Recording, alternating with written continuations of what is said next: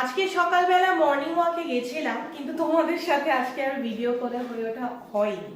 তো যাই হোক, আজকে তাড়াতাড়ি ব্রেকফাস্ট করে নিয়েছি, তেমন কিছুই নয়, খুবই নর্মাল। আর চা খাওয়া হয়ে গেছে, সেই আমার ব্যালকনিতে দাঁড়িয়ে পাখিদের সাথে চা চা খাওয়া, তাদের ডাক শোনা, সবটাই তোমরা জানো। বাট আজকে হচ্ছে কি একটু তাড়াতাড়ি লাঞ্চ বানাবো, বাজার এখনো আসেনি, জানি না আজকে কি লাঞ্চ হবে, বাট যেটাই হবে ঠিক আছে, বানিয়ে নেবো স্পেশাল। আজকে একটু তাড়াতাড়ি করছি কারণ আজকে একটা স্পেশাল দিন, তোমরা সবাই জানো।